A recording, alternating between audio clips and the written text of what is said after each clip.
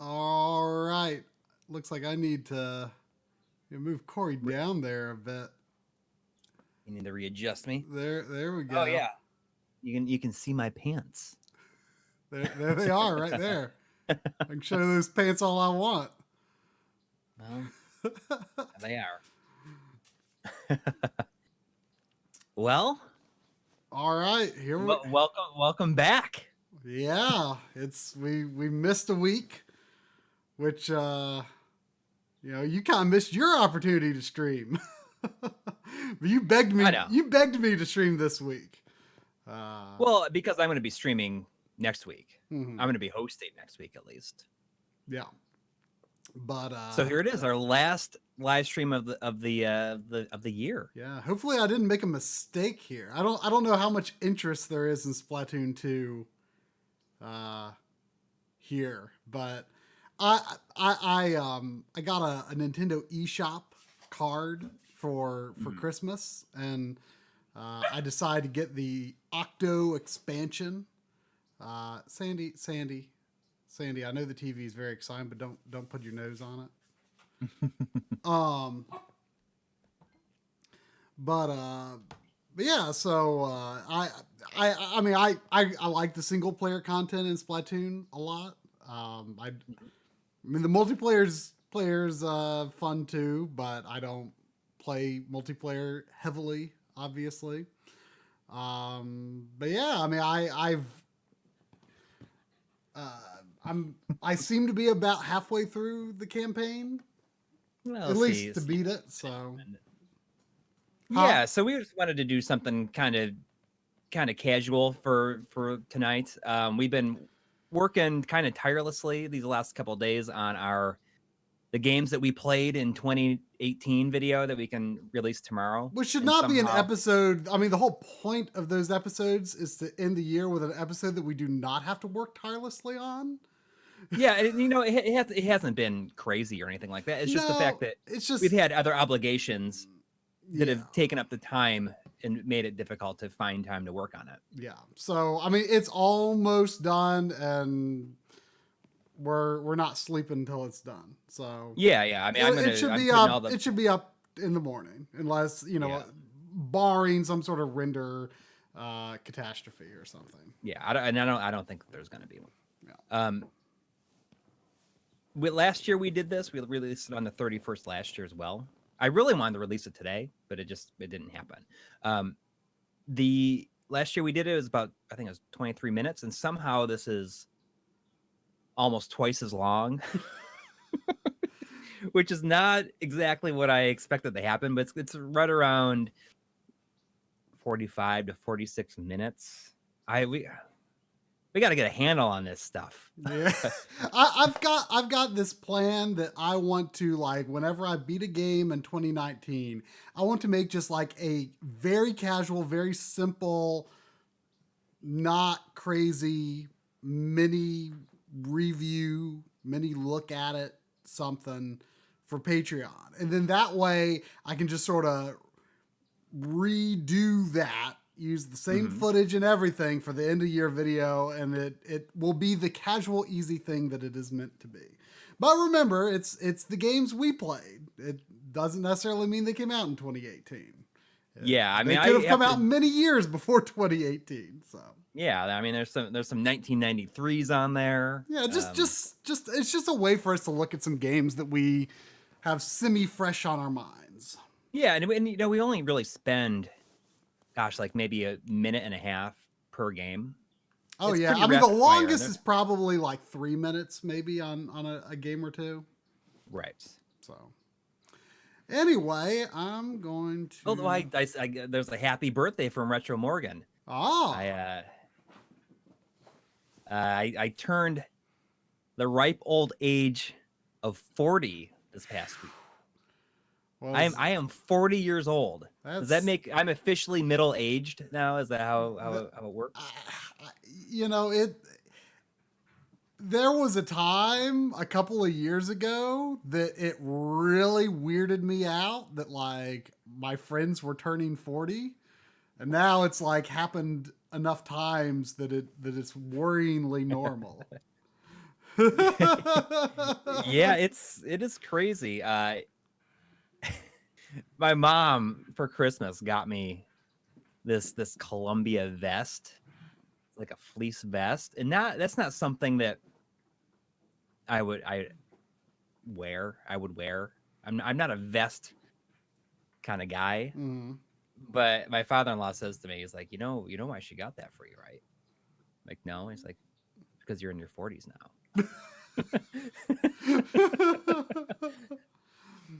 So it's apparently wearing vests is what 40-year-olds or people in their 40s and older do. So, well, so normally to access the single player campaign, you go down this sewer here.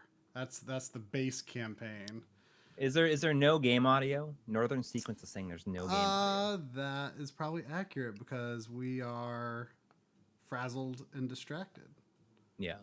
There's not much audio in this area anyway, and it gets pretty loud once you get into the missions. So let me know if the balance is out of whack. I mean, there's just ambient sound out here. But to go to the expansion, you go down here. And you play as an Octolane here. And the levels are tougher. They are tougher. I've never played a Splatoon game. I mean, they're kind of like. I mean, it's weird because it's Nintendo doing essentially first-person shooters in a very Nintendo way. So basically, it's kind of weird how you unlock things. So you're on this subway somewhere underground, and you don't know where you are, and you have to go down these paths, these subway train paths that you find connections that go on different routes, and you're looking for somewhere on this map for things that I have to collect to beat the expansion story. And there was one here. On that hub, and then there was one here. So I'm just gonna have to start guessing where the others might be. So some of these missions are pretty tough. So all right, well, the chat was wondering how old you are. You're 34, right? yeah, 34. Okay. And the day after my birthday is John Lennon's birthday. Did you know that his birthday is the day after mine? I didn't know that. I didn't know that either. But that's the same day as my mom's birthday. Oh, okay. Speaking of John will be joining us for the stream next Sunday. We're going to be doing our yearly version comparison. We're not sure exactly what we're going to do yet. We have several ideas, but we're not positive what it's going to be yet. But he'll be joining me in person, right in that couch back there, and we'll be playing something, or two things. Oh gosh.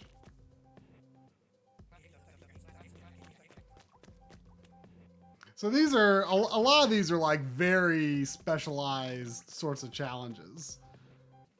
So I'm gonna have to. Basically, I'm playing pool here with a shotgun. Interesting. That's kind of cool. But I mean, if anybody has anything, what do you think that we should play? Gosh. I really have no idea. The first year we did Castlevania, and then last year we did Sonic Adventure. So I guess it's important to,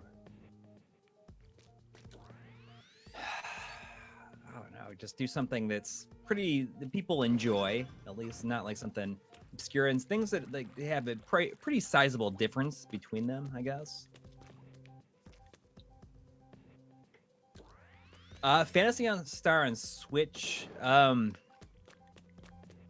There's no real comparison. I don't have Red Dead Redemption 2. That would be an option. Plus, I don't have a PlayStation 4 Pro either. But we'll see. We'll see. I mean, we'll come up with something. I mean, the more modern things are usually a bit more fun. Lunar 1 and Sega CD would be fun, but I don't think we'd be able to make very much progress during a stream. Like an RPG would be too difficult. Smash.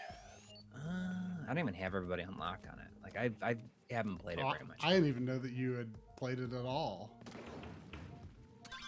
I mean, sometimes I'll just play some classic modes and unlock some. I haven't even started like the new classic mode. Mm-hmm. Like I understand it's pretty long. Yeah, I heard it's like 40 hours or something. I don't have any interest in that really.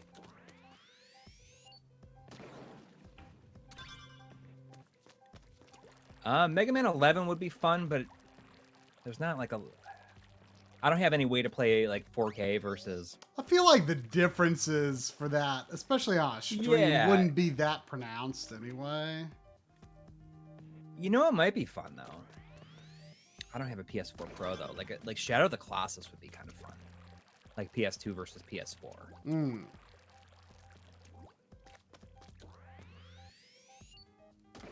But I don't have a Pro, so that would be a bit difficult. I've never played Shockman for the TurboGrafx. You know, well, I may have seen it, but I've never played it. I haven't. I mean, I've got Shabibin Man. Shabubin Man.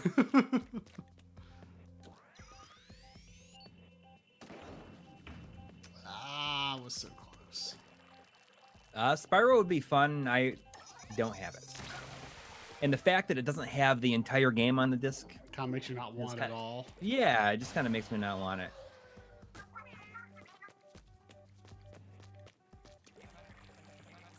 Symphony of the Night we already did. We did that the first year. Saturn versus PlayStation. That was pretty fun.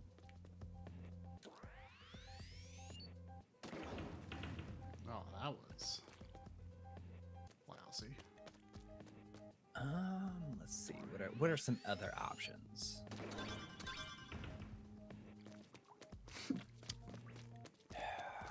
Oh, well.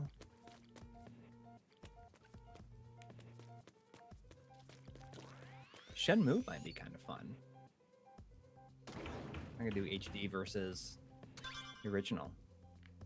Do you think you could play far enough in to really maybe. see anything? I mean, John probably knows it pretty well. Yeah, I mean, he could probably tell you how to get through it rather quickly, I imagine. Yeah. But we'll see. We'll see. We'll come up with something. We'll come up with something.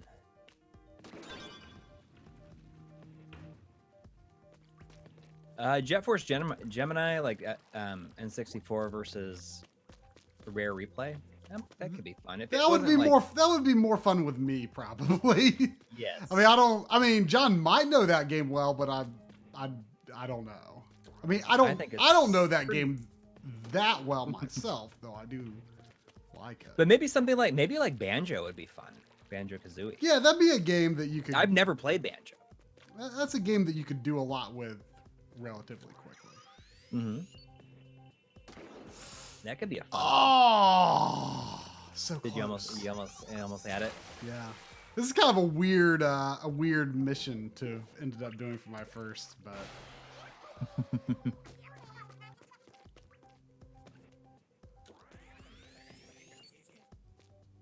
Space Harrier, we could do like the remake versus the original, but yeah, it's not really. it's not really worth it. Elky Plays and Paints is saying, don't do fully charged shots all the time. You don't always need them. Ah. It's hard to really gauge, though.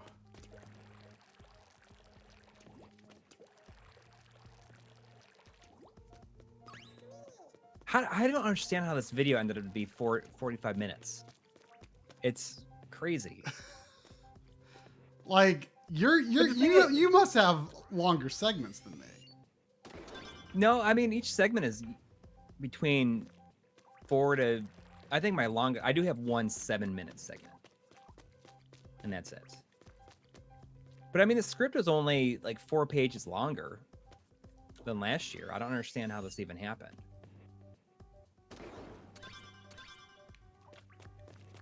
I don't know.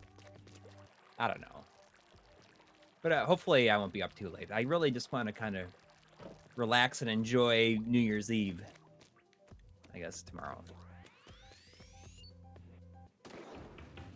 Yeah, I mean, and the thing is, you know, like it's been kind of neat because a lot of people have been asking if we're going to do another video like this, and that's pretty cool. I mean, the last one wasn't that popular. I mean, I'm not expecting this to be that popular either. It's just kind of a fun thing to do,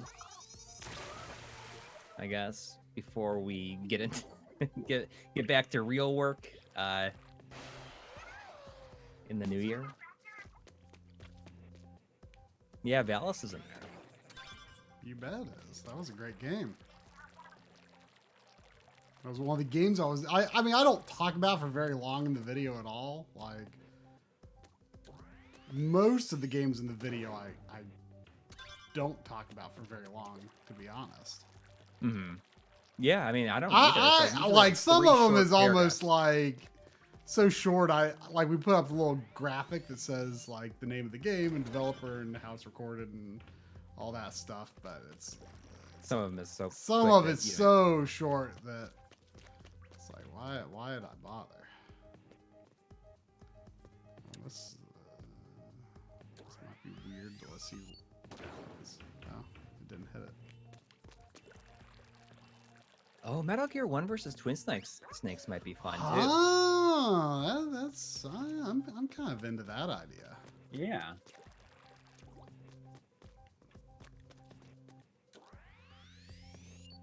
Because I think we just talked about that. You gotta be kidding me. Recently too. Why does that happen sometimes?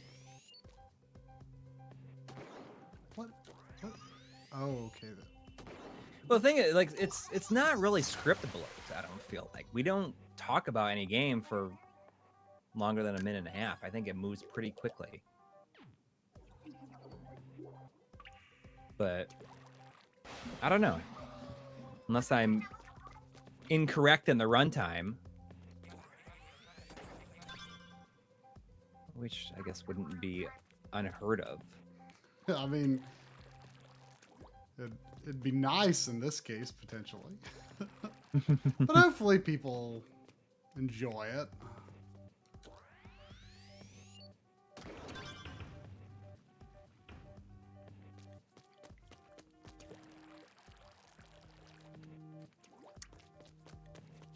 So is your holiday pretty good? You enjoy some relaxing downtime? I don't know if there is a Scott Davis in the house, but you know, last week last stream anyway. Mm-hmm.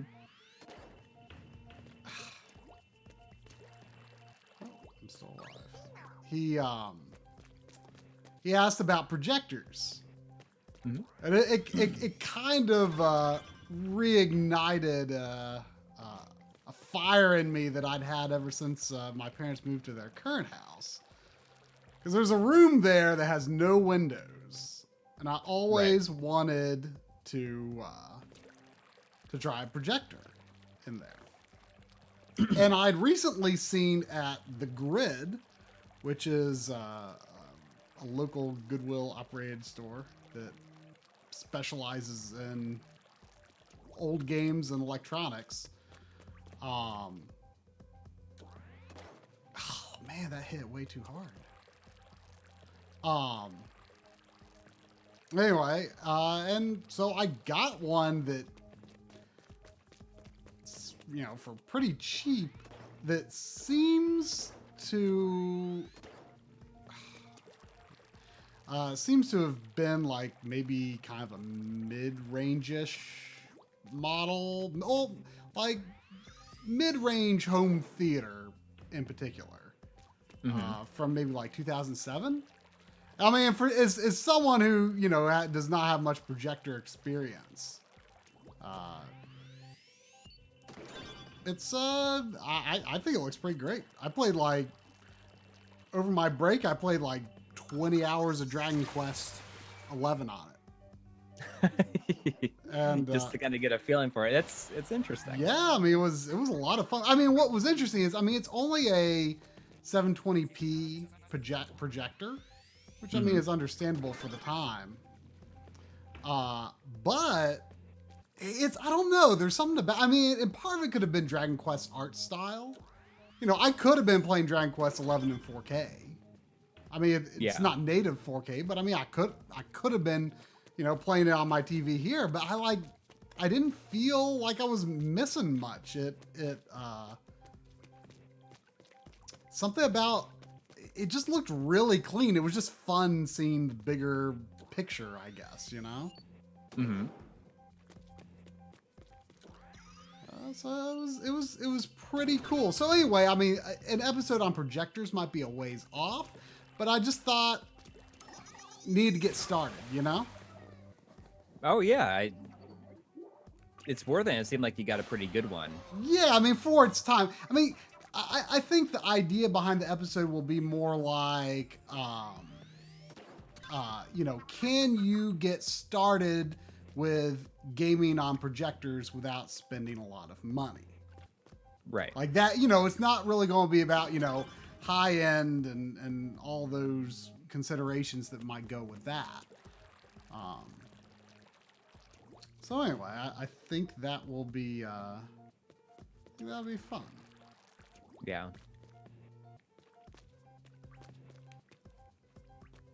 I do wonder if, so when you streamed on the backloggery, did you play Smash Online, like with the community? Yeah.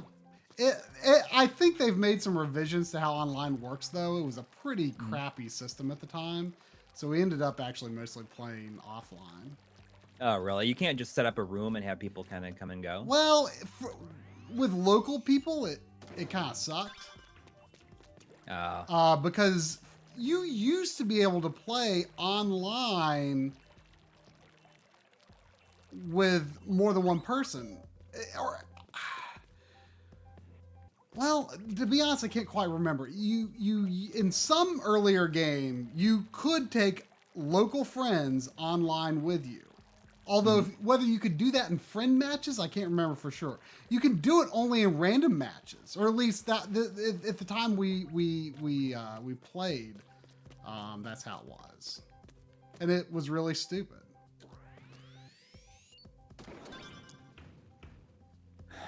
I'm just saying, like, if you get stuck on this, maybe we should just like set up a room. I mean, I can pick any level that I want.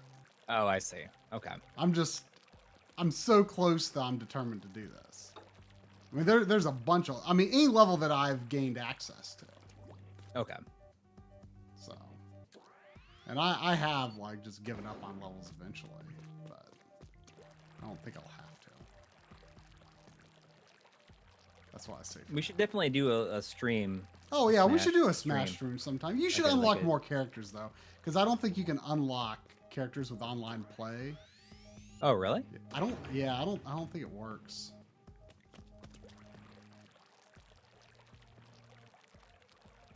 How many characters have you unlocked? Decent handful.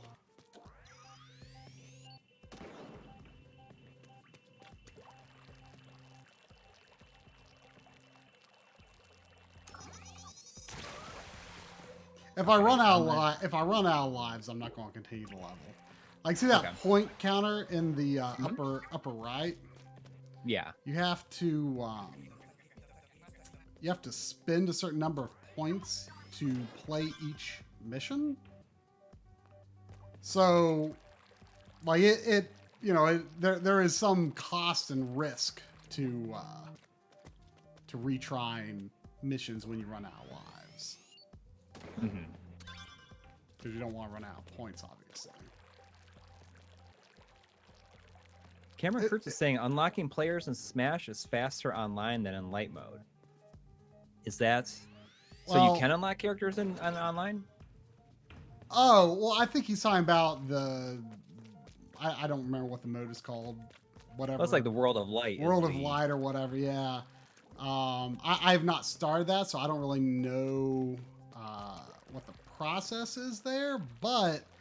Unless it's just a joke. He's just saying that it takes so long. Well, I mean, in offline play, you encounter characters all the time, but the problem with online is that you can't fight a character when you're online. Like, it might have a character approach when you back out, but it didn't happen when we did it, which was kind of annoying.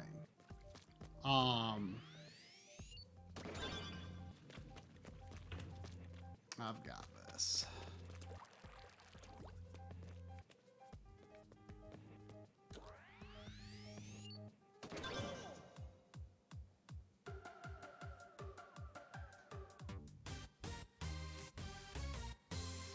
You do it? Yep. I heard music. There it is.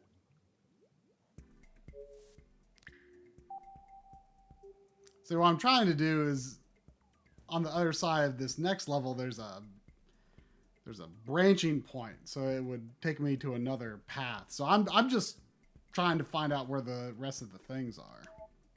Mm-hmm. That was kind of a weird level. But in the normal single player, the missions are generally kind of...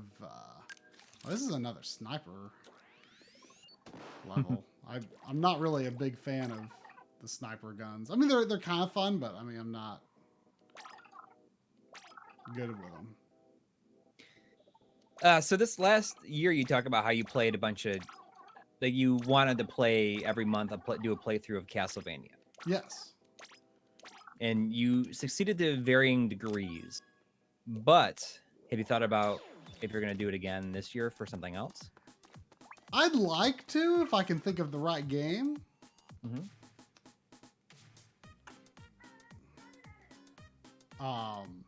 But I haven't figured out yet.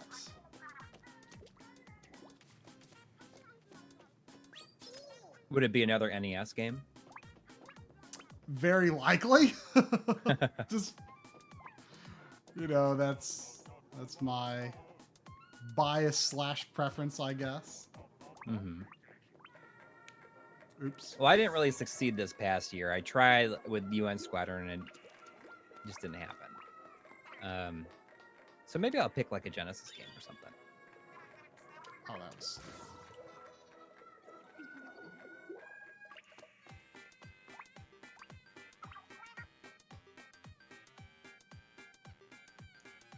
I mean,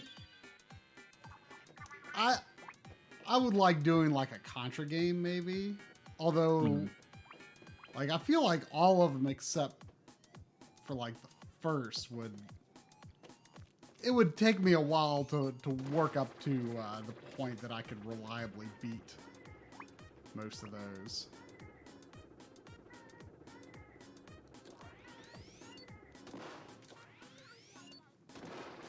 I think we both have Kid Dracula. We have the Famicom version. Yeah. At least I do. Yeah, I do too. Maybe a good one. But it's not a Castlevania. I mean, I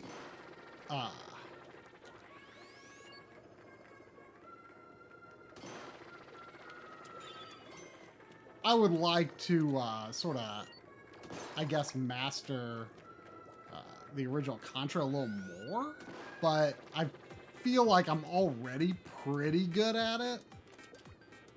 Yeah. I wouldn't need to play that 12 times,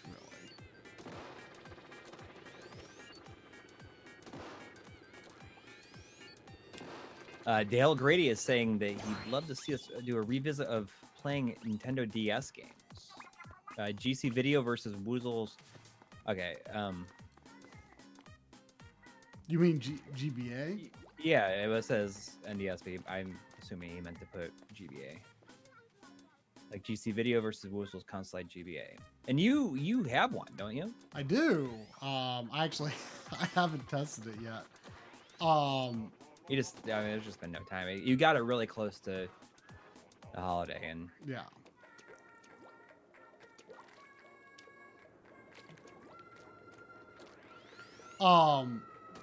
Well, and I got like when I was messing with all that GameCube stuff, so. Right.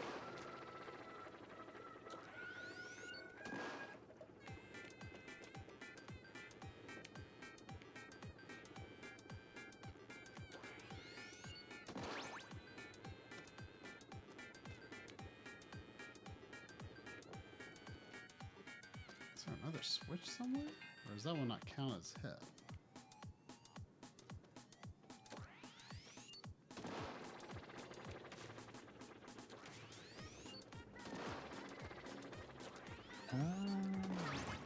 But yeah, I think probably kind of close to the official launch of the Woozle thing. I might do it. I was thinking about doing it really soon, but Bob kind of encouraged me to wait until like a firmware some update. Firmware. Right? To be honest, I haven't even looked into what the specific updates even are. Mm-hmm.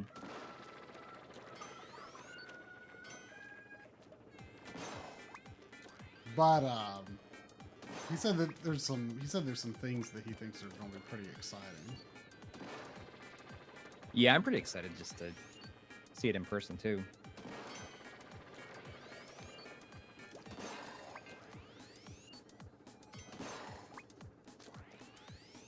Have you you haven't had a chance to try the high fidelity GBI yet, have you? I haven't. There's like a number of things that I need to do. As soon as I finish with this episode, I can. Once this goes up, I can focus on that. I think that it's important for us to do some simpler, not as long episodes. Oh, I agree. Next year too, more often at least. But not like short, like not like mini type things, but just no, just things that won't consume us. Exactly.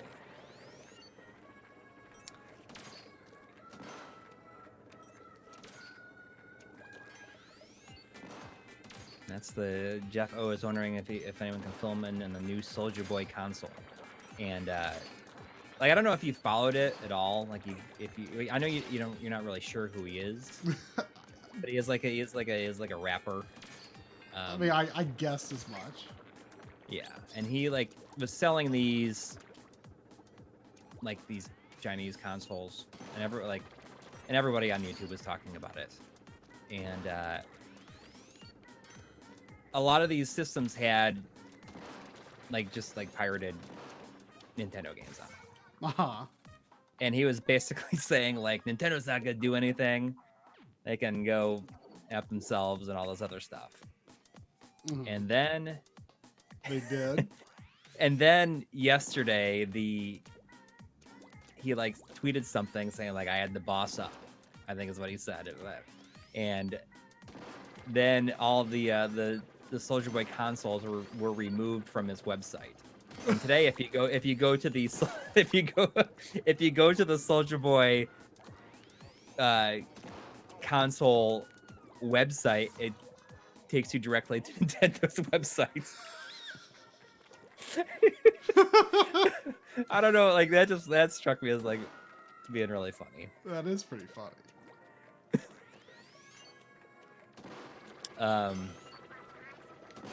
Yeah, Red Racer, that is the extent that you will ever find us talking about Soldier Boy. It's just I just thought it was funny that it just doesn't say anything, and then the website just goes directly to Nintendo's site. Sandy, I can't play games like that. I'm sorry.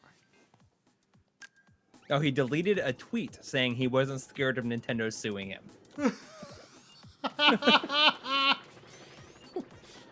Well, Big words. Nintendo's not scared of suing them. Sorry, my heater just came on. Like, why do you even bother with that? Like, it sounds like that just sounds like a waste of your time. Like, making such a thing.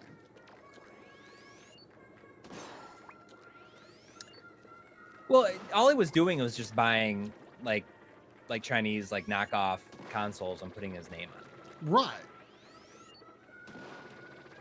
I mean, it probably made him some money at first, but then he started talking all big like that, and then it... Well, I mean, how long were they even around before they started becoming this like YouTube joke? Oh, I mean, they were a joke. Like, people were making videos of them pretty much constantly these last 3 weeks, I think. Oh, I know, but I'm saying, how long were they around before that? They weren't. Like, okay, so people caught on to it pretty quick. Yeah.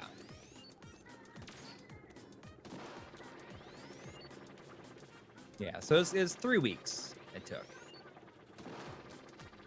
He was talking about he's going to open a store, sell them ads, and all this other stuff.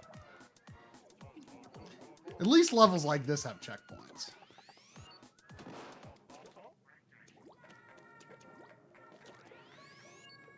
But either way, you know, it's not something that I had a lot of interest in. No, there's literally no reason for us to ever like that. I don't think anyone would actually seriously thinks we would, but yeah, I mean, it might have been funny at some point to do like an RGB episode on it or something like that, but I think that it's not. That's not really our style. We're not really a current events kind of no, channel, unless it's something. Unless the current events are about old things. Yeah, exactly.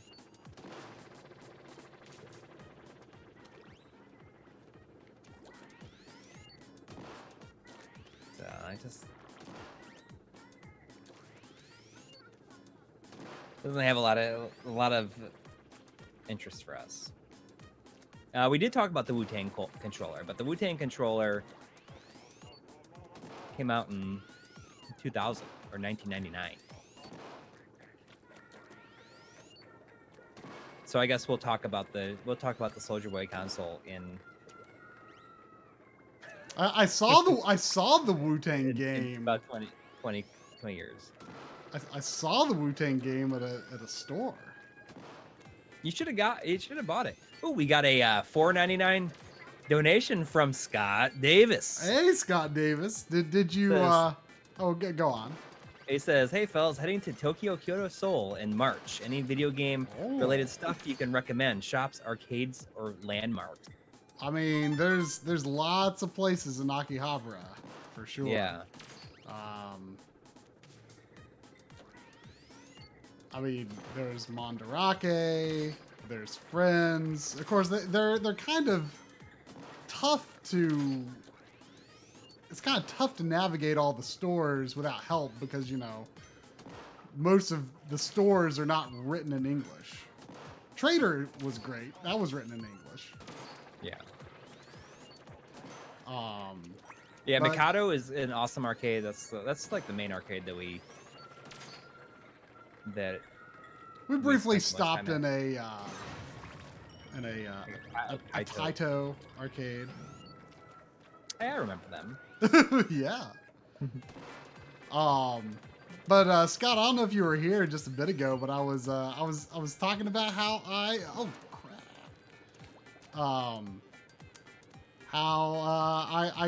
bought an old 2007 projector with HD and for some reason a D terminal input. For some reason. And I played about 20 hours of Dragon Quest XI on at my parents' house over my break. So it's a start. It's a start. I wouldn't say there's going to be a Projectors episode anytime soon, but it's a start. planted the seed. Yeah, yeah. You reinvigorated a desire I'd had a long time ago, which was to set up a projector at my parents' house in this room with no windows. So it was fun. I mean, for what it was, I thought it worked pretty well. And I've even tested the OSSC on it, and it plays Super Nintendo 3X, 4X, 5X. So that's pretty amazing. Which you were not expecting at all. It exceeded expectations. Yeah. So anyway, that kind of answers the question you had last time. You know, will there be a projector episode? Well, now that you planted that seed again, maybe so. But it might be a little while. You know, I'd like to try a few other like cheap older projectors, and maybe maybe something a little more recent. Oh, hey, how about that? We got a $15 donation from Honorian. I'm trying. Honorian. Who says happy holidays, guys? Want to say thank you for your passion and quality content of this marvelous hobby. Well, thank you very much. Thank you. This next level is called Slap Bracelet Station. You remember those? Oh yeah, like the bracelet that it's like a straight thing, it goes around. Yeah, you know, my daughter had. Oh, there's still a thing? There's still a thing. I had no clue. I had no clue. I mean, I remember those being the cool thing in elementary school. Yeah. Believe it or not, my daughter actually makes a little appearance in tomorrow's episode. Yeah. A little speaking part. Only for about 7 seconds. She just says like 3 words, but that's okay. What did it say about my sub? Make good use of both your sub and main weapons. Okay.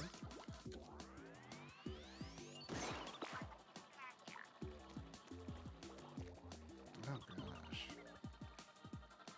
What am I supposed to do here? Oh, I see.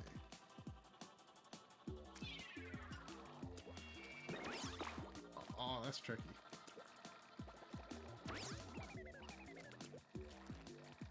I have some Street Fighter 2 Pogs that I got at the Consumer Electronics Show in 1993.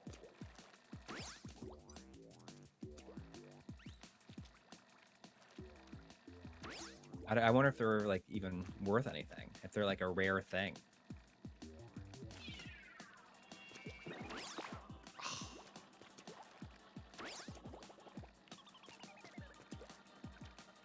Yeah, you have not missed the episode with your Ikigami in it. It's gonna be like a mini doc. Yeah, we should semi-prioritize that for. Yeah, well, it's gonna be like I think after this new year, like I'm gonna be. I think that's not even something that would be that hard. So I think that. Oh no, it won't. I'm gonna prioritize doing that. I mean, I'm gonna do that like as a kind of like ongoing thing. I'm gonna do that more often, where I'm gonna be working on things in the evenings that maybe won't take as long. That I can. Our dream, and we talk about this every time, like have episodes banked. I like to call them banking. So we have them banked so they're like done, and it gives us some extra time to work on like the longer episodes without feeling pressured. I don't understand how I'm supposed to time this. Pogs aren't worth anything. Even Street Fighter 2 Pogs. I don't understand how I can get back to the. Can you shoot directly upwards? Well, I have to like have the bomb set over there, and then it unfurls the bridge. But I have to like. Oh, there we go. The 3D there's 3D projectors that can do 3D, or projectors that can do 3D. How does that work? I mean, it doesn't surprise me. I mean,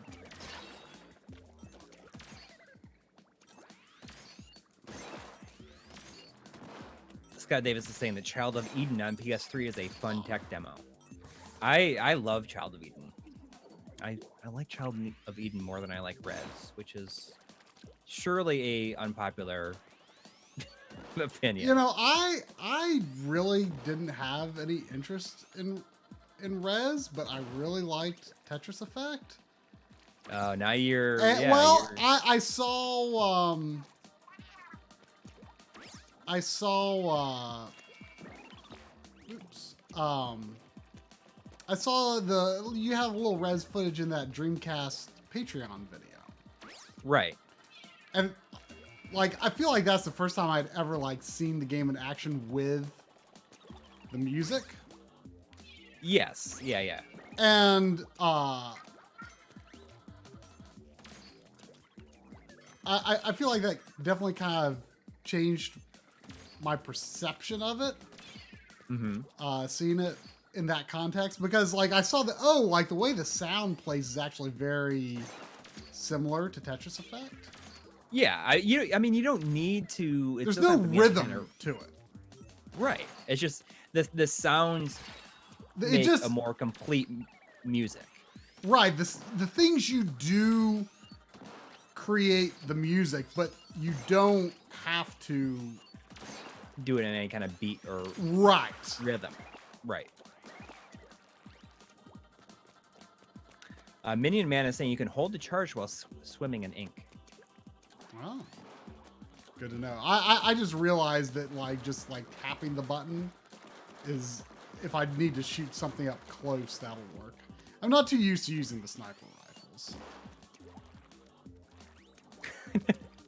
Mitch B is saying that Child of Eden in 3D is impressive, but it's no Rez. I think that I like Child of Eden more just because I like the music more. And I think that one of the reasons I like the Area X in Rez Infinite is that the music is more Child of Eden-esque. It's a bit poppier. Child of Eden, like the music is by you played No More Heroes, right? I mean, I've seen it streamed, but I have not played it. Well, there's like this music video in No More Heroes by this group. I don't know if it's just like a one-person group, but Genki Rockets. Maybe like I think that they're like did most of the music in Child of Eden.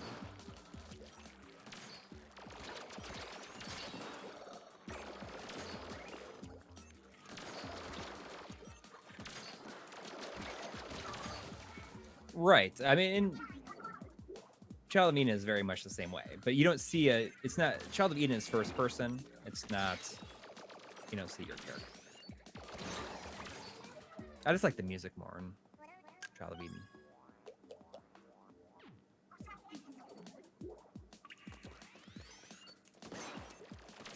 Is there a particular reason Child of Eden is not as popular as Rez? I think it's mainly because it was first. Well, that could have something to do with it, but also the fact that it was like Child of Eden was mainly pitched to the public as like a connect or move game.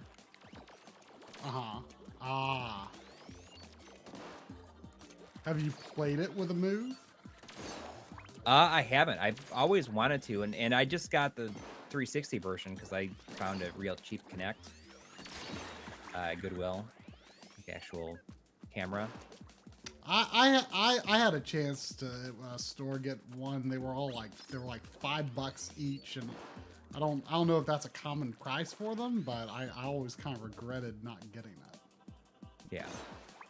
Yeah. Culture Junkie, like the Area 4 is the best part of Rez. I mean, the last track in that level was always kind of renowned, and like people said, oh, you got to play it because you got to play Area 4, and Area 4 is really incredible. Like it is the best part of the game, and the reason. Austin 532 says, and which is the correct way to put it as well is that Res is basically like a musical Panzer Dragoon.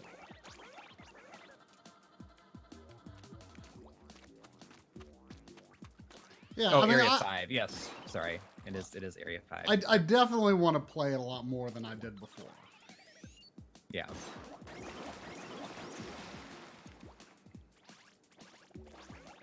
But if you want to play it, I mean, you can get the PS2 version, or you can just play it. You can get Res Infinite in VR, which is cool. You said the VR mode made you sick. It made me it gave me motion sickness. Can you play that not in VR? Yes. But if it's not like fully patched, I mean, there's obviously patches. But if you want like you can also get the cubed for the 360 that has Res HD on it, which is the same thing basically, but without the VR area. What's wrong with what's wrong with it? It's not fully patched. Well, it just had updates on it. I'm just saying, like, it's, I mean, if you doesn't necessarily bother me as much as it bothers you.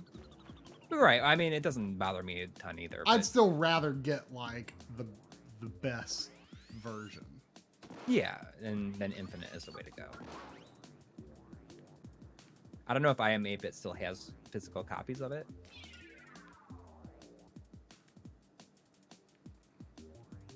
Do you think a standard 14-inch CRT TV is too small to play GameCube on? No.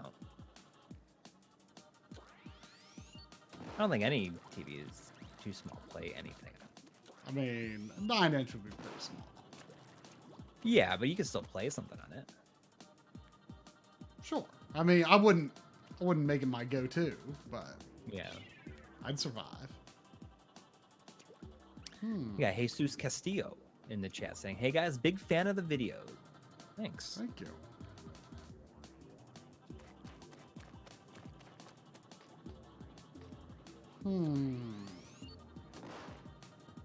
This is rather puzzling. I don't see any way I would be able to reach that platform there. Yeah, the I Am 8-Bit version is worth it. I know it was kind of a learning experience. That was their first physical release, and the shipping was really high, and it was kind of expensive. There we go. Well, yeah, a camcorder viewfinder CRT is too small, for sure. But I think it'd be kind of funny. Yeah, the I Am 8-Bit release was very botched. That's why I feel like it's almost better to get the cubed version. And that has other Mizuguchi games on it too. Oh, so that's a limited release thing anyway. The Infinite, it's from I Am 8-Bit.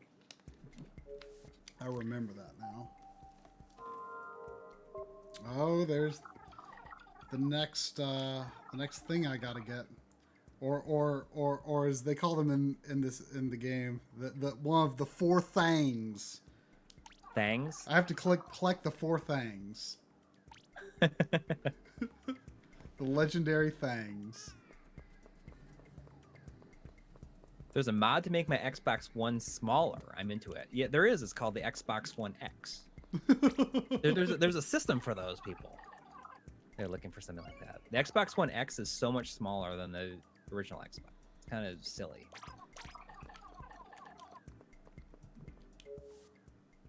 You know what? The next stream that I'm gonna stream after John's after John's here. Yeah. I'm gonna play Super Lucky's Tale. Ah. I've been really wanting to play that for a while. Native 4K 60. Yeah. At least I'm pretty sure it's 60.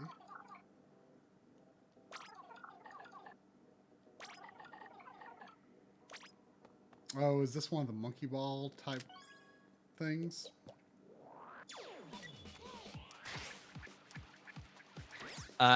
So I'm also continuing playing Fist of the North Star, which is awesome, by the way.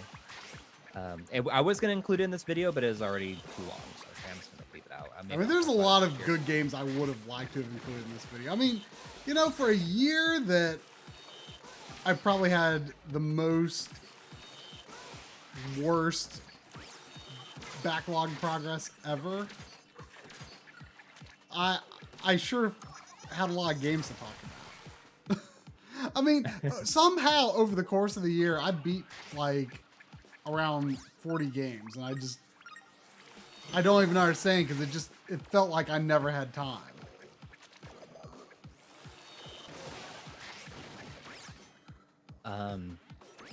I beat 22 games. That's not bad. I mean, that's almost averaging 2 a month. And I beat 36 last year.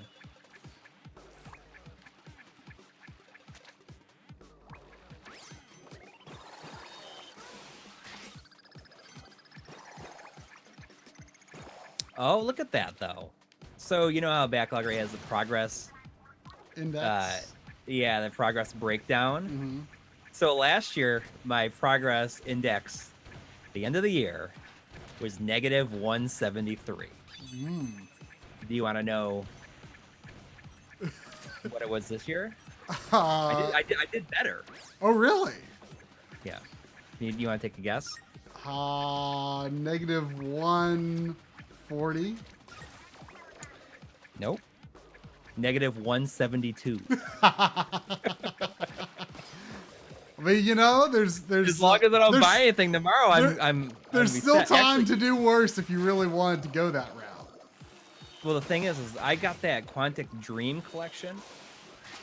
So you could. Oh no. I haven't added. Oh, whew, that was very close. Detroit and Beyond Two Souls yet. So you might be technically. tied. Well, no, I'll be in the hole one. Oh. Unless I beat something tomorrow to tie it. Well, I really want to play Detroit, though. I mean, I was really watching some stuff on it recently, and I'm very interested in playing it. Yeah, and I didn't even know that the Quantic Dream collection was a thing.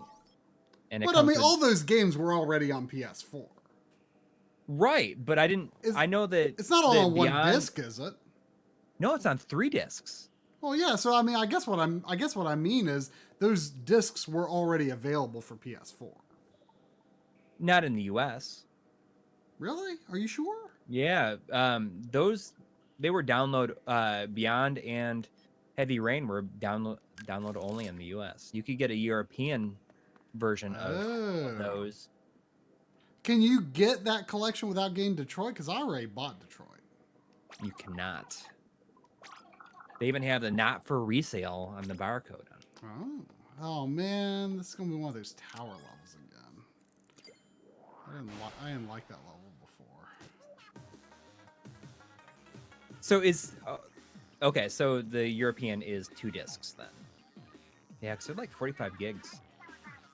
But I didn't play Beyond at all. But Detroit looks really, really cool. I wonder how long Detroit is.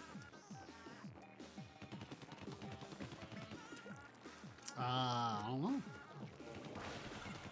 And I didn't have the PS3 version of. I've beaten Heavy Rain. Like I played it when it came out, but I got rid of it. So I'm happy to have a new version of it. Yeah, I don't think I have Heavy Rain anymore. I mean, once you know the twist, there's very little reason to play it. I know, and I hate the twist. Yeah. I mean, not necessarily because it narratively makes no sense. I mean, I guess narratively it's fine, but I don't like it. It makes me sad. Yeah.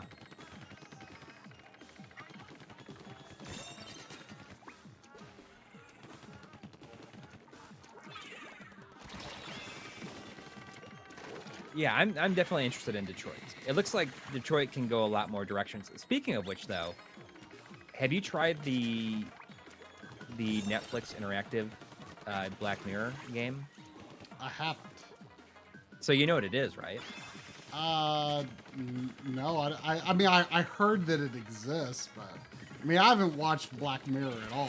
I don't really know much about it. Okay. Well, Black Mirror, it's Black Mirror is an anthology. Every episode is something different. It's kind of like a It's an Twilight anthology. Zone type thing, right? Yes, but it's very, very good, and each one, they're all kind of related to technology and kind of. But basically, you can just watch an episode here and there, and it doesn't matter. And you don't have to watch them in any order or anything. Right. So this new one is called Bandersnatch, and it's basically a choose your own adventure. Mm-hmm. Like you can interact with it in a way that you choose your own adventure, and I guess it plays out to like there's like I have no idea how many endings there are. There's supposed to be just a ton of them. So but you play it on Netflix itself. Yes. And it's live action. It's a movie. Uh-huh. Oh, it's a movie. Yeah, you watch it, but then you make all the choices. There's 5 main endings, I guess. So how does it branch? It's all like built into Netflix now, I guess. You just use your remote to choose your different options as they come up.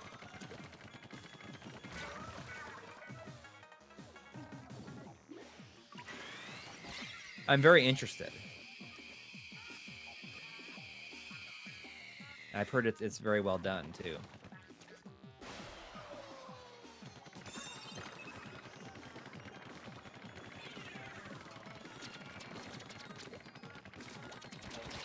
God of War. I definitely want to play God of War. I want to play Spider-Man this year. I promised myself I was going to play God of War. Because normally I don't spend $60 on AAA stuff anymore unless it's Nintendo, because Nintendo stuff never goes on sale anyway. Mm-hmm. And so I was like, okay, as soon as the 4K episode's done, I'm playing God of War, and I never did. Well, you should prioritize that. But yes. I put everything that I have been playing on my now playing list, so I'm gonna move through those. I usually do that at the end of the previous year and the beginning of the next year, where I'm like, okay, so these are the games that I've kind of started and just kind of like slowly moved through and have not made any concentrated progress. I'm gonna focus on things. Mm-hmm. And usually when that happens, I end up beating them all like really close to each other. Mm. I'm like 55 hours into Dragon Quest XI, I think now. So I'm definitely prioritizing that. I think I could be close-ish, but the one thing I don't know is I think the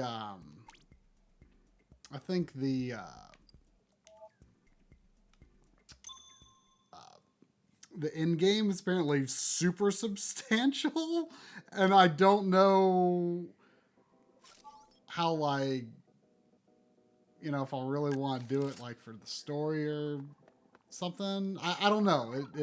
It depends on how satisfied I feel with how the game ends, I guess, you know? Yeah. I'm excited for God of War, though. I mean, I want to play Spider-Man, I think, first. I don't have Spider-Man.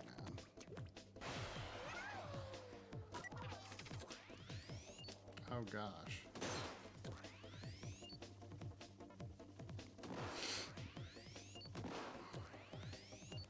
And the thing about Spider-Man, you know, I was talking to John about this. The thing that interests me, like him, I say I'm not super interested in open world stuff these days. Yeah. Gotta have, the traversal's got to be a lot more fun. The world's really big, and it seems like Spider-Man, and it's all about the traversal. And John was also saying that that like the missions are like as good as a linear games mission. You know? Yes. Which I always feel like open world games compromise on that stuff. Now I am though really want to play. At this point I'll wait until it's gone down in price for sure, but I do really, and I'll only buy it when I'm going to actually start, unless it's just so cheap. But I mean, I want to play Red Dead Redemption 2 because that I generally consider that the first Red Dead Redemption to be my favorite, like, traditional style third person open world game. Like I really Right. liked the first, but because it had the atmosphere and everything to just draw me in, and I loved being in that world. But like the whole, point A to point B, point B to point C, and you aren't really doing anything meaningful along the way. You're just, that kind of open world game. I mean, I'll play them, but I get pretty bored of them.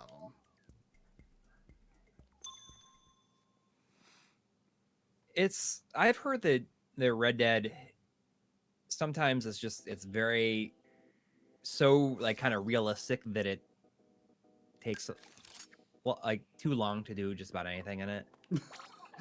I mean, I could be into that in theory if it was, the right time and place.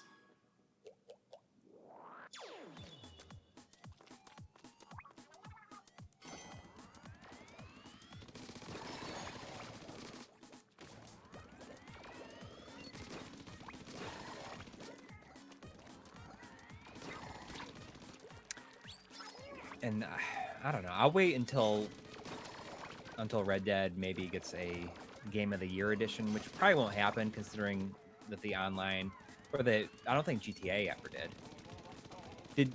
I know if there's a version of GTA that there's like a premium version that has a bunch of stuff for the online. Does anybody know if that version has all the patches and stuff on disc? Because I was very surprised recently. This might actually interest you. There was a reprint of the Crash Bandicoot Insane trilogy when the other versions came out. Oh, the PS4 version got a reprint? Yes, but it includes everything on the disc. And all the patches and the extra levels and stuff that they released as patches. And you can tell because it has a yellow banner along the top of it that says includes 2 new levels. So that... You were going to get the Xbox One version. Right. Which feels kind of wrong. Right.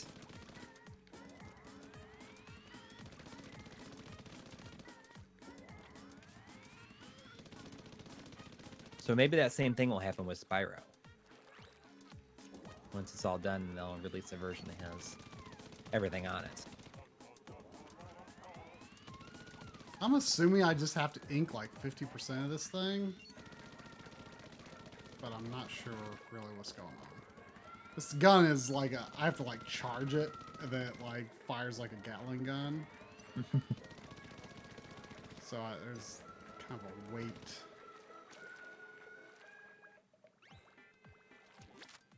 Ink turf and get to the goal.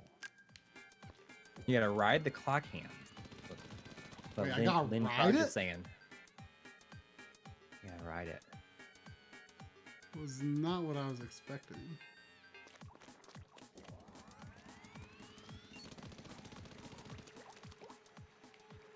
Oh. I was...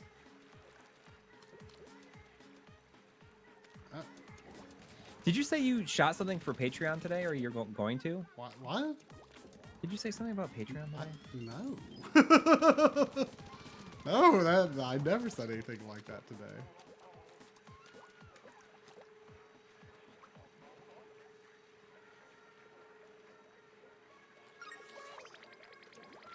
I swear you did. I mean, I said I'd like to do that. What I said was I'd like to, in the future, do more, like the things that we're doing now, like do those over the course of the year, but I never did anything today. I mean, I wouldn't have done that today when we're working so hard on this episode.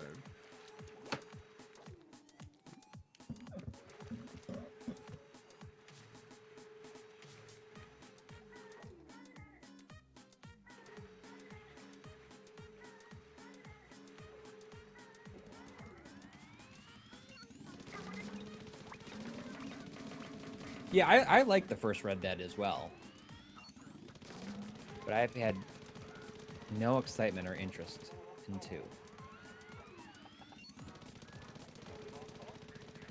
I mean, I definitely have interest, but I haven't been excited yet per se, just because I realize I'm not getting it anytime soon.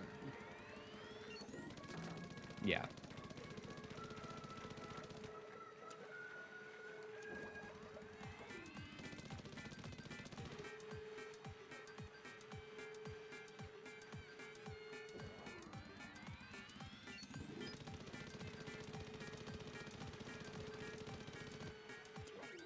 Oh, I see what I'm supposed to do.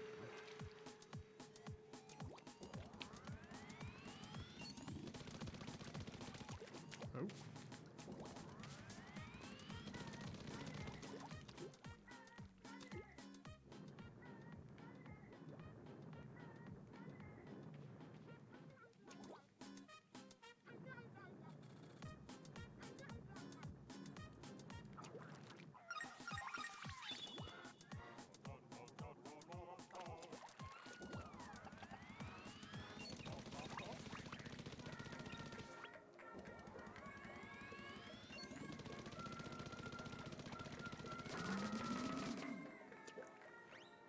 I am surprised that you've played so much of this. What do you mean? 'Cause you never really talk about it. Wow. I've played relatively little of the online. I mean, all I've really done is I've beaten the single player and got to level 10 online, which is pitiful. I mean, the single player levels are, you know, kind of clever.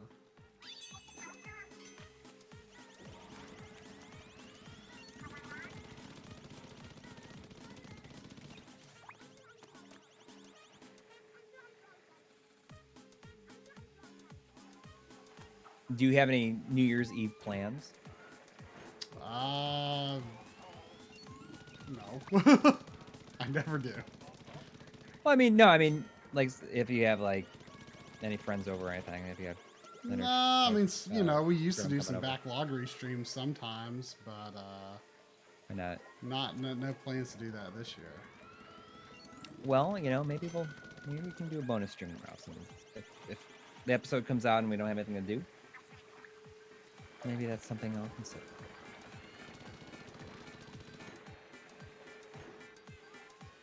Because, I mean,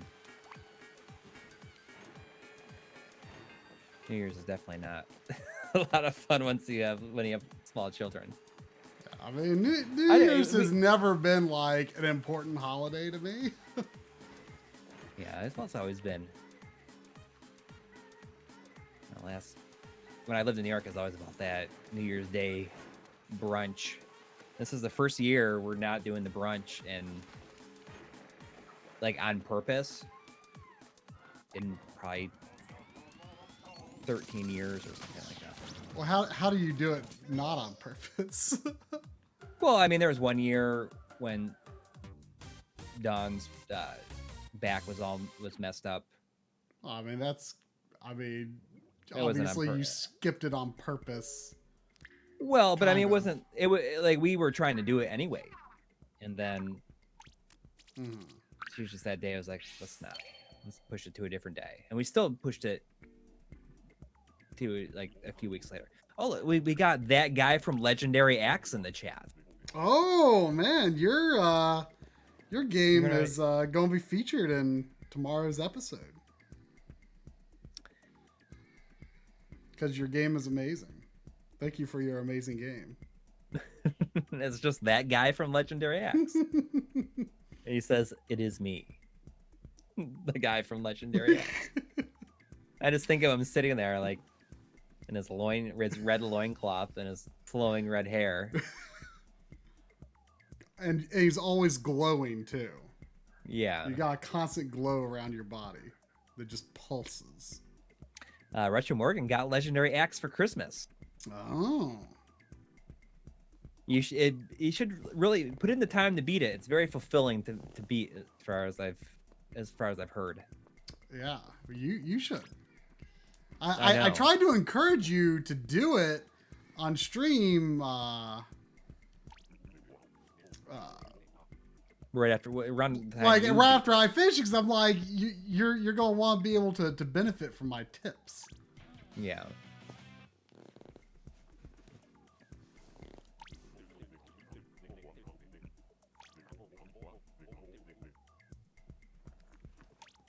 Legendary Axe is the most underrated soundtrack of all time. Do you think that's true? I do say it's a very good soundtrack. Deserves more attention than it gets. So the four things are very clearly parts of a blender. I've got 2 so far, and I have really no idea what the outcome is going to be. So my wife, what she got for Christmas is actually kind of awesome. I mean, you don't really cook at home at all, do you? Not as much as I ought to. Well, you should look into this because it's actually really awesome. Okay. It's an Instapot. Okay. And it's like a pressure cooker. Okay.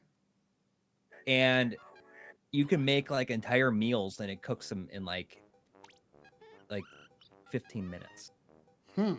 You just, like you could make. Does it take any skill? Can you just dump everything in? You can dump it in and then you hit the timer for what you want to do and you just like let it go, and it is insane. Well, it's insane. Like we made like fully cooked meatballs yesterday, and it was so good. And you can do you could cook like entire chickens, like a rotisserie chicken type deal, and it's pretty cool.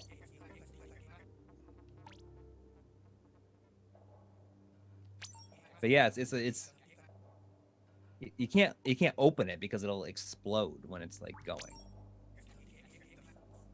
It is a pressure cooker, but it cooks with hot air. You could do like a pot roast. You could cook like an entire pot roast and make it real tender and good in like 30 minutes. Like that's something previously you'd have to let it sit in the crock pot all day.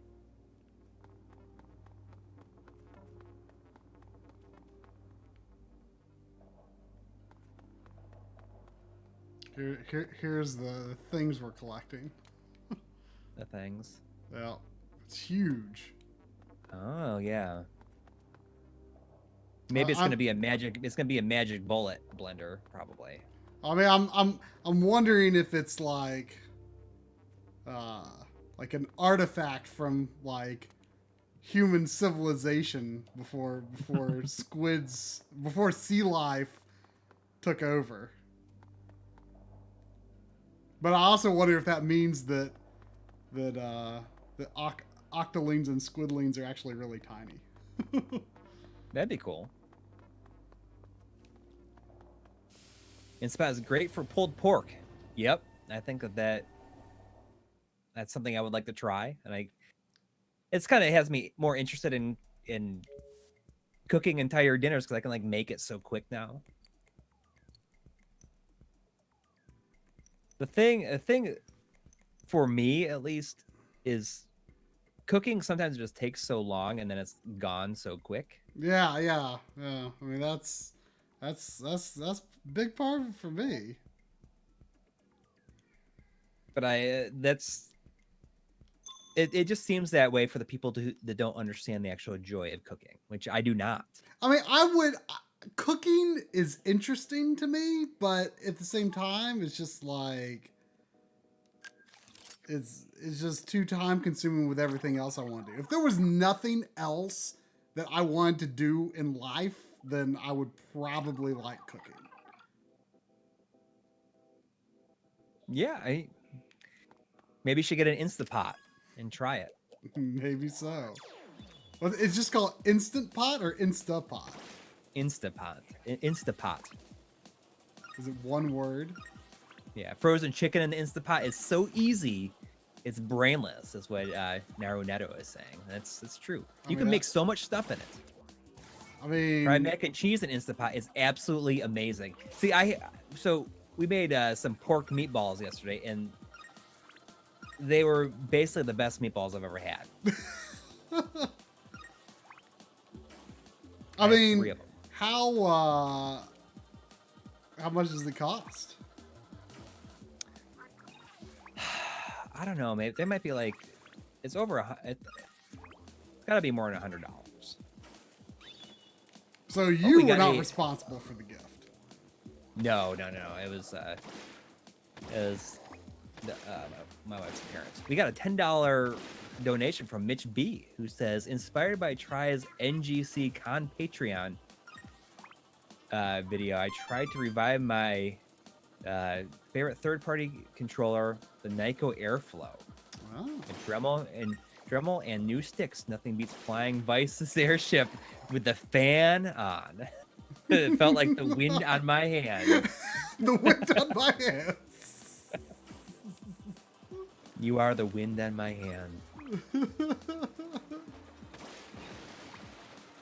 Well, thank you. And now I like the airflow is something that I am aware of, that I love to try something. Some people are big into it.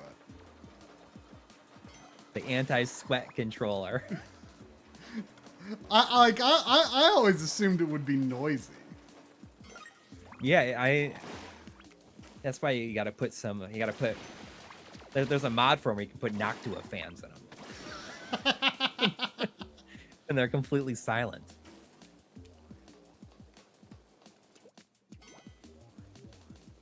This is the Superman 64 expansion. Man, there was a guy from my old work. This computer I built for his office. He was like the fan is super noisy. Like, what can I do about it? And I linked him to the fan. I told him exactly how to remove it and replace it. Linked him to the Noctua fan.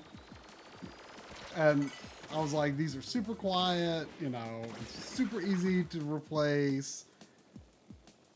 And like, I didn't hear back from him, so I just assumed he did it. And then I saw him when I was shooting their freelance a couple weeks ago. He's like, man, I gotta get you over here to replace that fan. Every time someone comes to my office, they're like, wow, nice computer, but it sounds like a jet engine. And I'm like, I told you how to fix it. It's so easy. Oh, looks like the way is open. I want to put, apparently there's a fan you can get, like a quiet fan for the Dreamcast as well, which is something I'm interested in. The Dreamcast is very loud.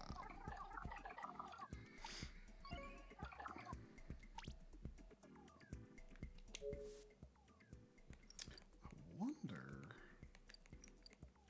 if it would be easier to go this way. Ooh, that's 1,000. That's probably tough. This might be the longer but easier way.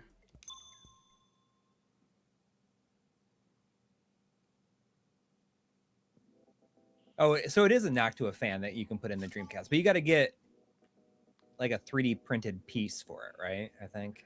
Oh, so you buy like a stock Noctua, like a small stock Noctua fan? Yeah. That's pretty cool. Does it use a standard? Does the Dreamcast use a standard connector internally? I think so. I'm not sure.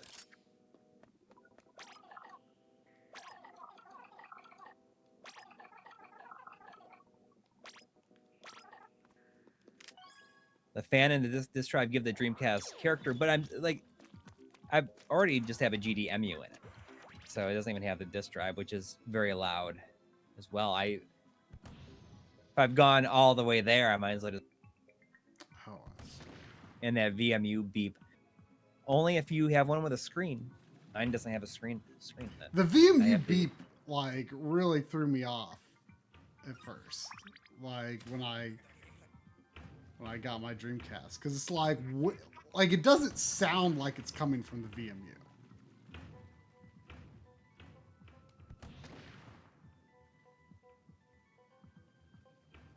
Well, it's an easy battery to replace. But I have one of the official 4X sized.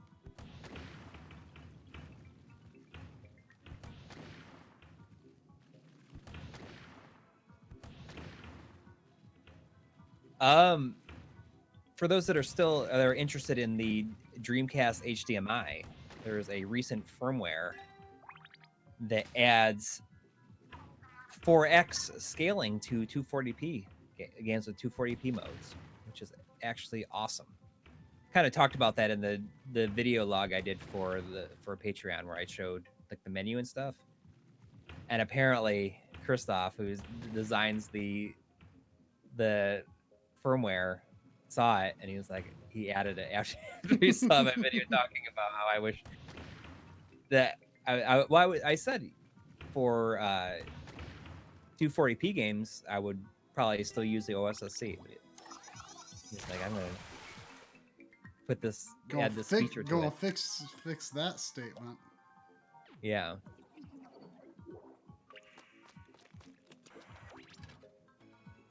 What is the best place to buy a PlayStation 1 lens laser replacement kit? So this is something that I kind of want to do as well. I have not, but I've heard I've heard that this is the place to get them. Is that there's a website called Total Console that has replacement laser fixtures for PS1 and just for all the PS1 versions. And they are official, like they're Sony made ones. Really? They're $60. See, I've always worried, because I mean, there's like cheap, really inexpensive ones out there. Right, and this place, I mean, they claim that they have real ones. I have not bought one. I kind of want to just get one for the for that first generation one that I have, like the RCA one, but it is like $60, so I've kind of held off on it. But as far as I know, let me look.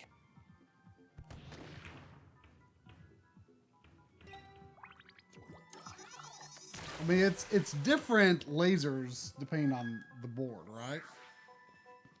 No, they all use the same one. It's the KSM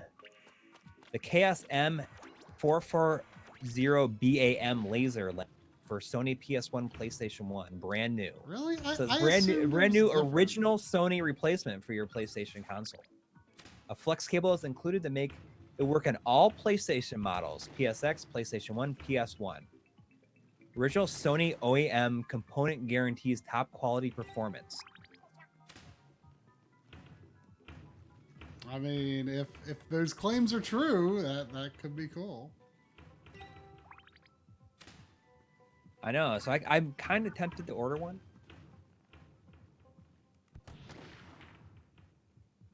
They're not black, it's like gray like the ones that go on the PS1s. Wait, is this PS1 or PS2 laser we're talking about? PS1.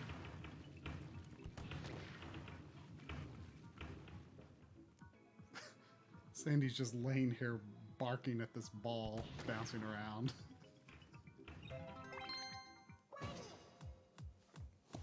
That kind of strange, Sandy. Yeah, even though I want to get a PSIO, you're having a PSIO installed. Like you're yeah, I mean, up, it right? is installed. I just need to pick it up. Did you even know it was shipping? I did. They just show up. Oh, okay.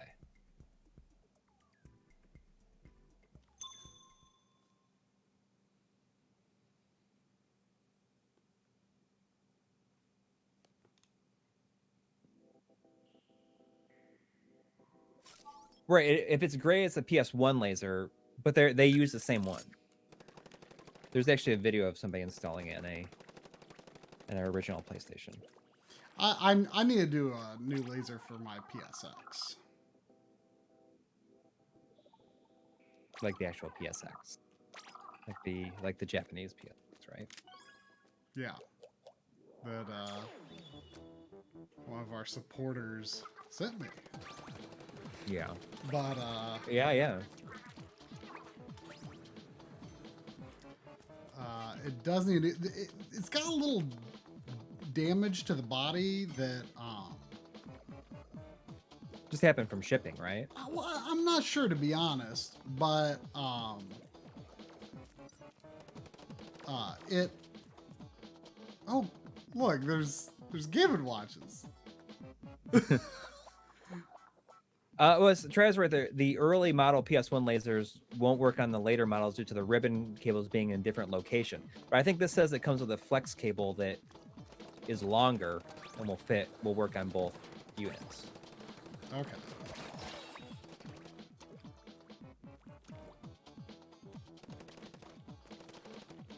Try as a PSX. When you got that during the summer, maybe?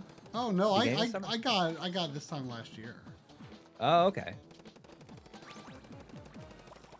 I mean, you haven't really used it.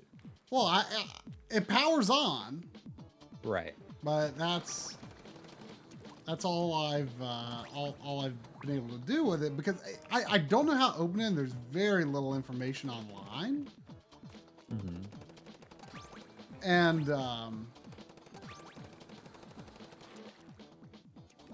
Sandy, I can't play this game with you on my lap.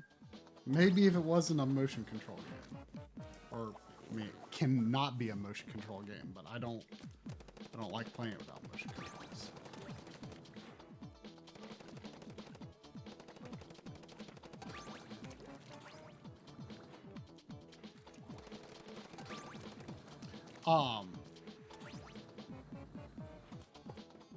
Sandy. But the reason I'm looking into this now, I had a PS1 previously, but I think my GPU on my PS1 is dying. Oh, I started yeah. getting all this weird stuff. I can't use it anymore. What did my kids get for Christmas? My son got a lot of dinosaurs and a transformer. He got Heatwave from Transformers Rescue Box. Is that like a That's like current Transformer thing? Yeah, that's not great. But he really likes it. He likes it, and Heatwave is his favorite. We got him Heatwave. My daughter just got some LOLs. Although I did get her Yoshi and Poochie's Woolly World on the 3DS. Excuse me, I'm pretty sure it's Poochie in Yoshi's Woolly World. It is. It is. Because that was on clearance. I had a mega score. John and I both had like a mega score when we were out going to Target. Like the day you got here, like a couple days before Christmas Eve. I got a ton of games for real cheap. I'll tell the class what Like they are. I tweeted about the Shenmue. That got a lot of retweets too. It did. I mean, it's the Xbox version, which I guess is the better version. I've heard it's the better version. Is $8.95. But I also got.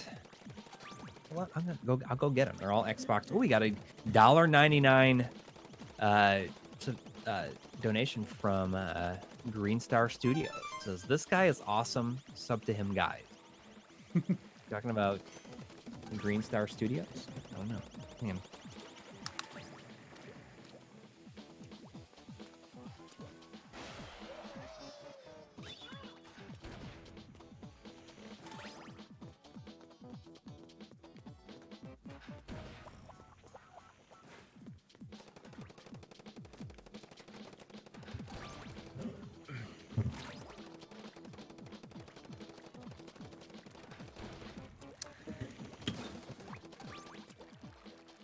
right.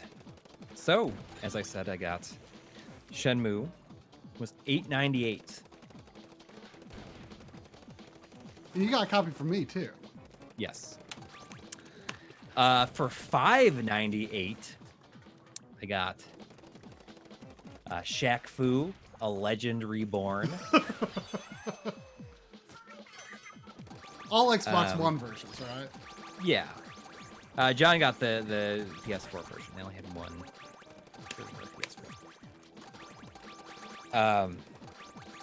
For $8.98, I got the Xbox One version of LA Noire.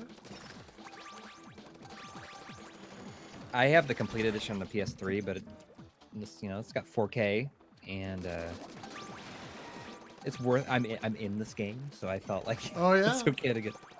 Yeah, it's part of the local population. For $8.98, I got Sonic Forces. Because why not?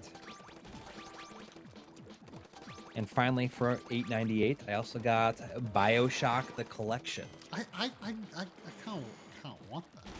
You should go and see if your local Target has it. My Target never has as good a clearance stuff as yours. You should look. You should check it out. Though. You might. I think that they go on clearance at all of them at the same time. But I mean, this is 3 games, and I heard that if you play it on an Xbox One X, it gets rid of the frame rate issues. Right.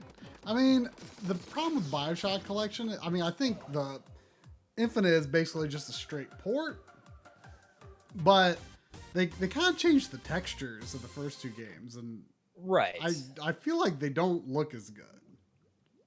Yeah, it doesn't. I mean, I have the collection. I have all of them on the 360 as well. I do too. But yeah, I mean, with everything together, it was like $60 or. I feel like that's worth it. How much? Even like $60 total. Some of that $60 was Shaq Fu. Yeah, only $6 of that. Shaq Fu.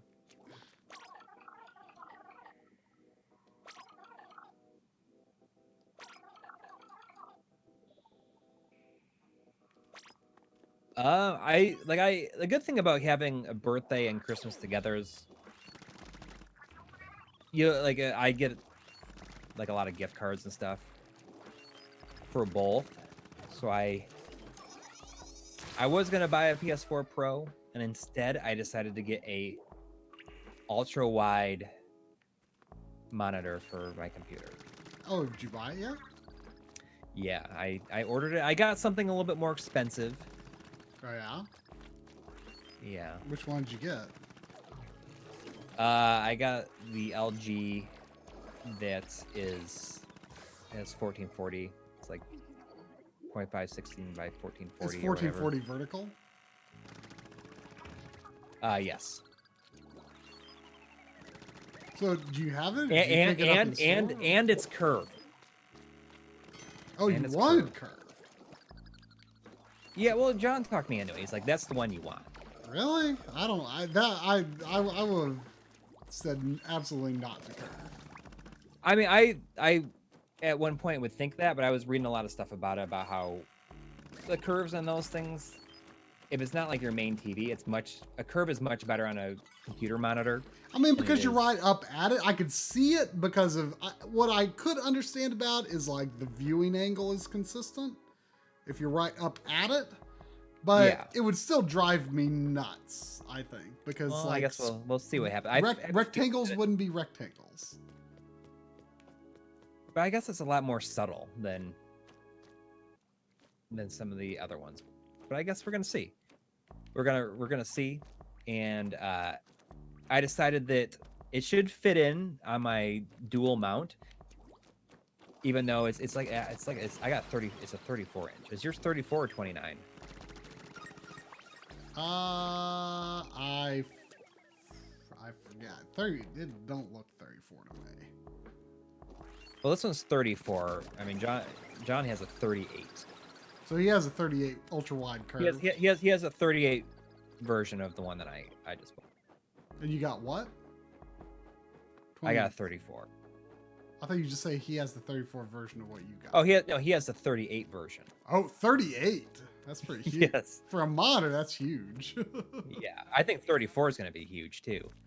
But I'm going to take my right monitor and I'm going to turn it into portrait mode.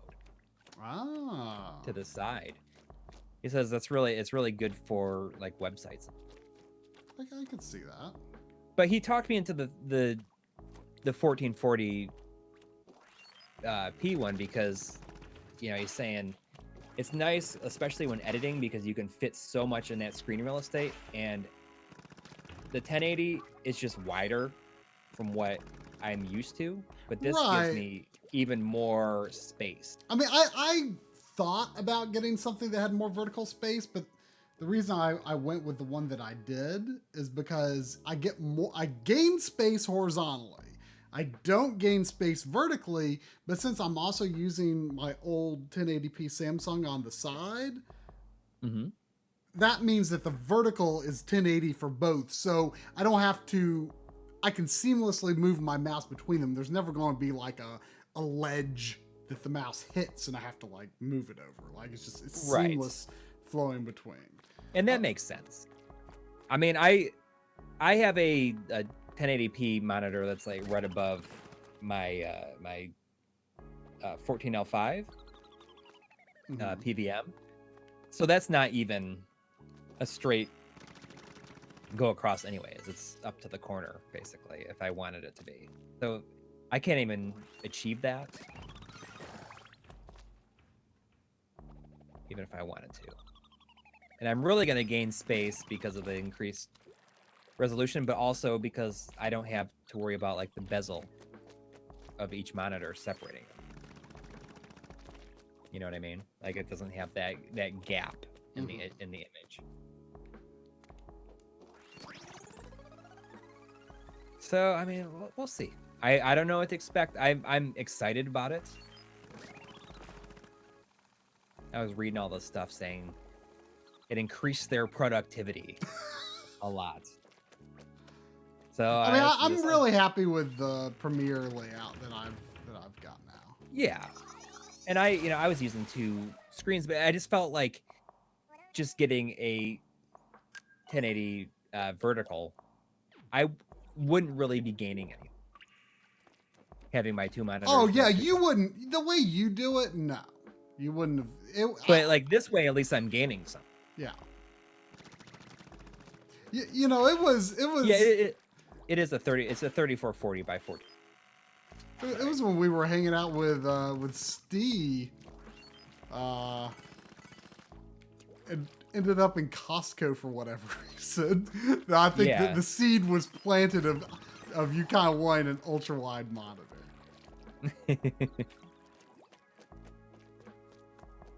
Yeah, it's a 3440 by 1440 21 by 9 PS monitor.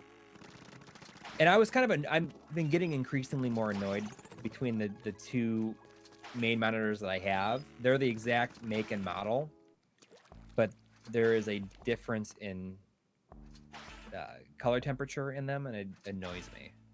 I need to... Even though they have the exact same settings. Oh, no. I need to do some calibration on mine, because I feel that the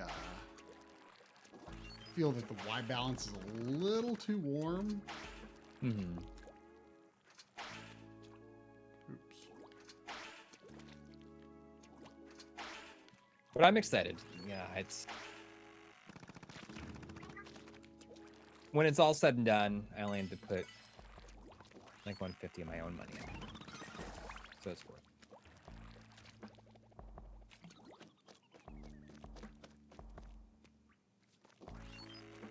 it. There will be an RGB 200 episode at some point in the future.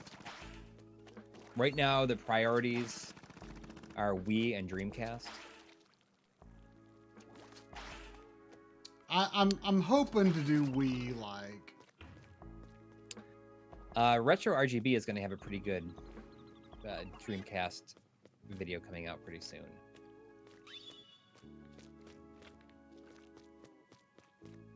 I'm not sure exactly when it's coming out, but it is coming out.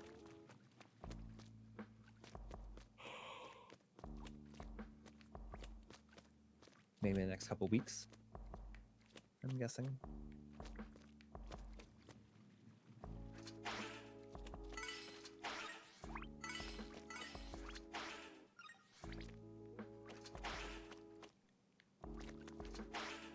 Yes, we do have an episode coming tomorrow. I mean, as long as I should be able to wrap it up tonight to upload. It's just the games that we played in 2018. Not 2018 games, but yeah, it's not all games from this year. But if you saw our video from last year, well, I mean, there's several, but yeah, it mostly is not. I feel like you might have played more 2018 games than I did. Maybe.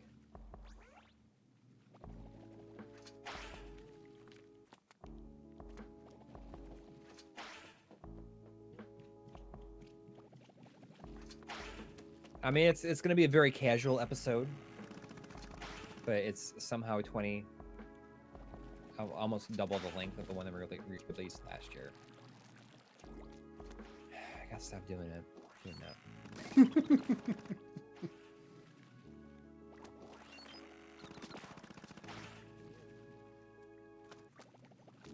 But I mean, I think we're gonna try to wrap up right on time tonight. We got about like 5 or 10 more minutes remaining, just so you know.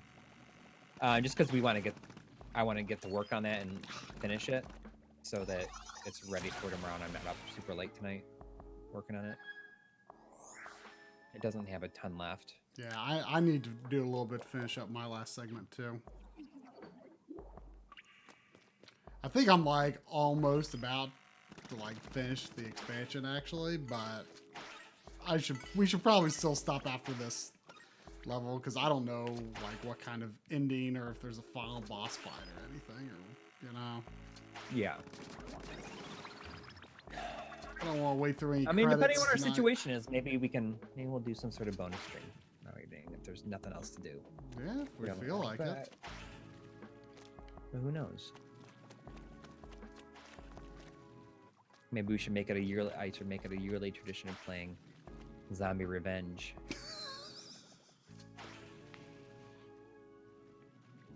The Bullets is officially 1 year old. Bullets. Oh, man, how am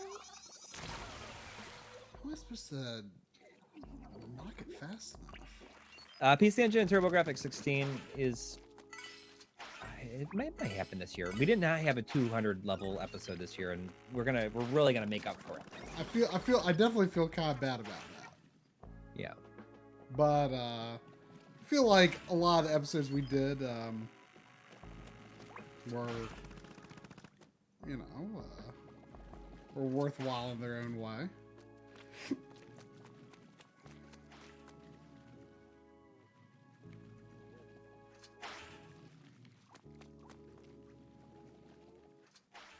There's no other trick to that one, is there?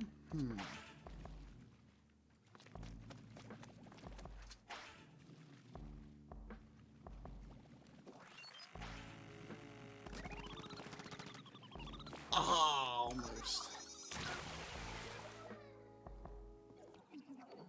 Michael Jackson's arcade games. I was very surprised. We went to the 16-bit bar on my birthday, and they had the Michael Jackson Moonwalker arcade machine. Oh yeah, I saw that there. Yeah, it's 16-bit. That was the only time. Well, when the night that I went with Joey and his wife to get fried chicken. Oh, did you go to 16-bit then that night? I don't. know if that was the one or not, but whichever one we stopped by. I mean, we just walked in and just looked at what machines they had. We only stayed there a couple minutes, but if that was the one, they did have the Michael Jackson game, because I remembered it because that was right after you. Oh no. Whew. Whew. That was right after you had streamed it, so it was kind of on my mind. At least I think that was right after you streamed it.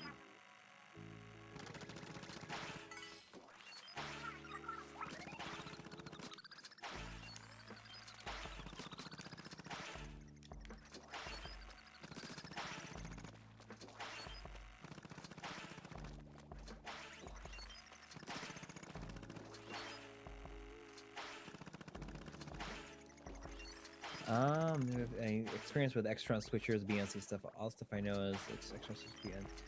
The SCART, but some people say there are advantages we had with Extron switches. Well, the main benefit with Extron switches is the fact that they have so many inputs and outputs relative to price. Right, and the cables are usually more expensive. Mm-hmm. The one thing that we unfortunately did not know about when we did that episode is that most Extron switchers output like a high sync level. Like a TTL sync. That you have to modify high voltage. cable. You technically should attenuate it if you're connecting to like OSSC or FrameMeister.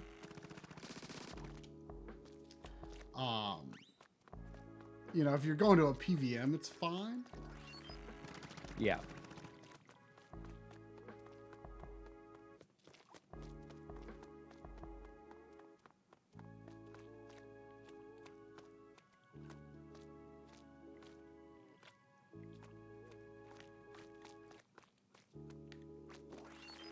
We're crazy. Emulation never more.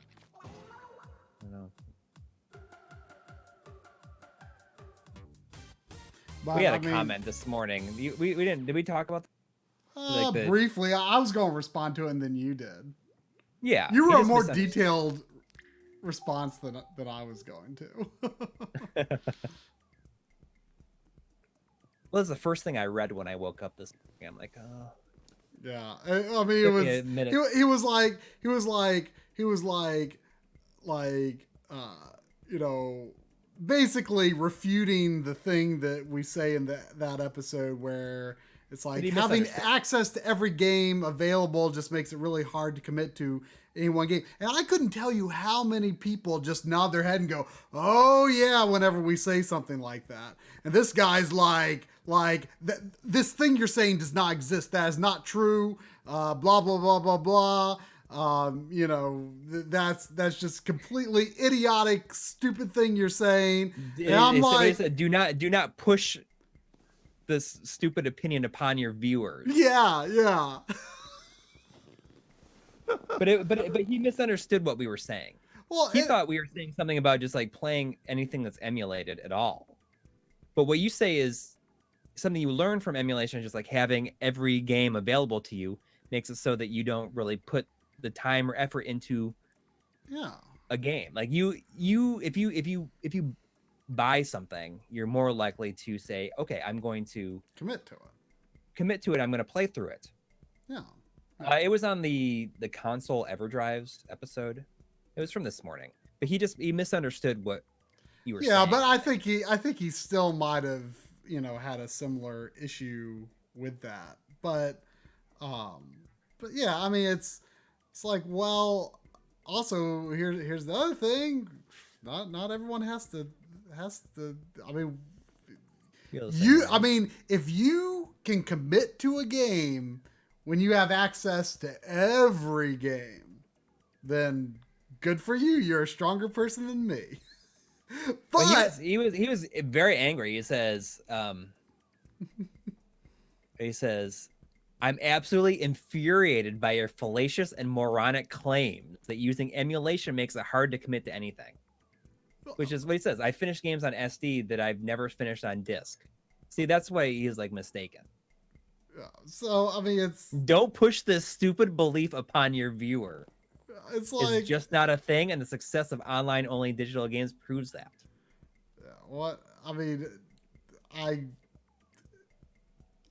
a lot of other people feel that same way.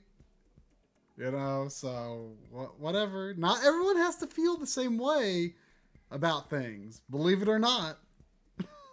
Believe it or not. Yeah, but it just it makes it easier to commit when games are easier to access. I mean, that's just common sense. You're being way too nostalgic and putting way too much value into the cartridge. I mean, so you can wait. It says you can say this so you can fool yourself into thinking cartridge is better. I mean, it has nothing to do with. It's not even close to what I never said one was better, one was worse. I was just explaining my point of view, how I feel about it. But he's just talking digital downloads versus. I don't have a problem with how anyone does that. But he was saying his whole thing is he thought it was just you were saying it was bad if games are digital, period. Yeah, I mean, I'm tomorrow. I once this episode's done, one of the things I want to do is set up my Famicom EverDrive I just got. So yeah. But it doesn't have anything to do with that. It's just we're saying when you have every game in a big list available to you, it's much more rare to commit to a game. I feel like. Oh yeah. And it's just because I think a lot of people will look at that list and play something, and they'll play until they die once, and like, oh, I'm bored, something else. Yep. I mean that's what I do, and you've experienced that. Lots of other people that we've talked to about that very idea say that. So I mean yes, it is a thing. And this guy who apparently can commit to a game even in spite of that, I mean, good on you. I can't do that. But I mean, what does he think that me spouting that viewpoint is going to make other people think, oh gosh, gee, well, then I'm just not going to try emulating. I mean, come on, everyone's tried emulating. People know for themselves whether or not that is a thing that will bother them or not. If it doesn't bother you, then that's great. That's great.